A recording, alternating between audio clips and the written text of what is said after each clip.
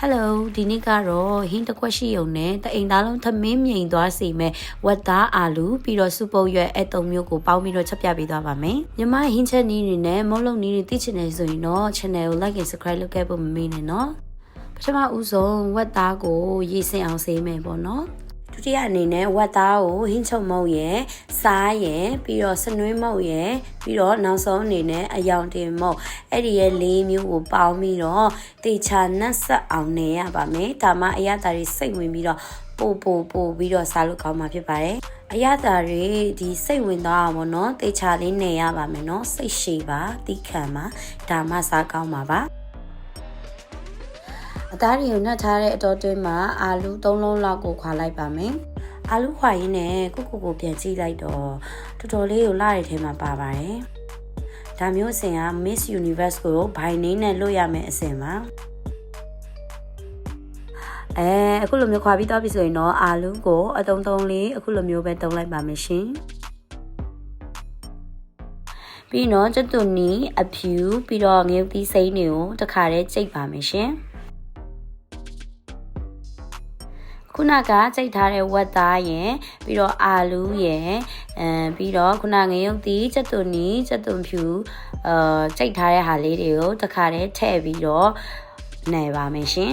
အခုကြည့်လိုက်ပါချက်တောင်မချက်ရသေးဘူးအနေထားပါညာတော့အရမ်းမိုက်နေပါပြီ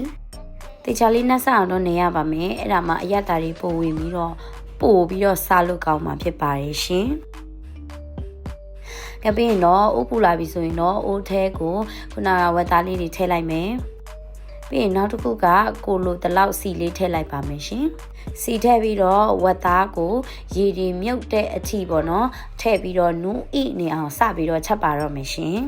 ဒီနေရာမှာကိုကငရုတ်သီးမစားနိုင်ဘူးဆိုရင်ခဏကျက်သွန်ဖြူကြိတ်ထားတာပဲထည့်လဲရတယ်ငရုတ်သီးကိုမထည့်လဲရတယ်နော်နောက်ထပ်50မိနစ်လောက်ဆိုရင်တော့တစ်ချက်ပြန်သွားကြည့်ပါမယ်เนาะဝက်သားအနေထားဘယ်လိုမျိုးရှိပြီလဲဆိုတာပေါ့เนาะအခုပြန်ကြည့်လိုက်တဲ့အချိန်မှာကျတော့ဝက်သားအသိမနူးသေးဘူးပေါ့เนาะကိုကနူးညံ့ညံ့လေးစားချင်တာဖြစ်တဲ့အတွက်ကြောင့်မလို့ထပ်ပြီးတော့ရေထည့်ပြီးတော့နောက်ထပ်50မိနစ်လောက်ထပ်ထားလိုက်ပါမယ်ရှင်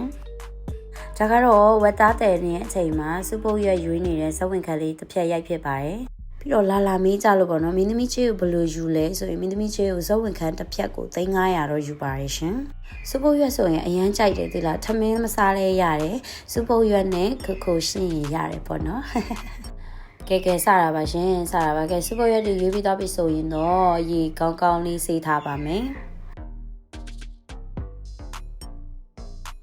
โอเคဝက်သားတွေကြက်လာပြီးနူးဤလာပြီးဆိုရင်တော့အပေါ်ကနေစူပုတ်ရွက်အုပ်လိုက်ပါမယ်။သူကကျတော့အာလူကိုဘာလို့တခါလဲထည့်တယ်ဆိုတော့အာလူကလေအာလူစားတာမဟုတ်ဝက်သားစားတာဖြစ်တဲ့အတွက်အာလူကလည်းကြည်သွားတယ်ဆိုရင်အရသာပို့ပြီးတော့ထွက်တယ်ပေါ့နော်။အဲ့တော့ဝက်သားနဲ့ဆိုရင်ပို့ပြီးတော့စိတ်လေးဖြစ်တယ်ပေါ့။အဲ့ဒါကြောင့်မလို့အာလူနဲ့တခါလဲရောချက်တာဖြစ်ပါရဲ့ရှင်။အိမ်မှာဆိုရင်ဝက်သားနဲ့ဝက်သားချက်ဝက်သားကြော်တနေ့အရန်ယိုးနေတယ်ဆိုတော့ဒီနီးလန်းလေးကိုလှုပ်ရှားကြည့်ပါနော်။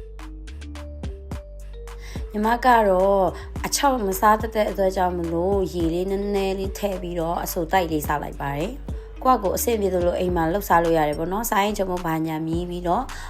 ထည့်လို့ရတယ်။အခုကတော့အပေါ့ငံမြည်ပြီးတော့နည်းနည်းငံသွားတဲ့အတွက်ကြောင့်မလို့ရေလေးထည့်လိုက်ပါမယ်ရှင်။ပြီးရင်တော့အလွန်အမင်းအရသာရှိတဲ့ဝက်သားအာလူစူပုတ်ရွက်ချက်ရပါပြီရှင်။နောက်ဆုံးအဆင့်ကတော့စားပြမှာပဲဖြစ်ပါတယ်။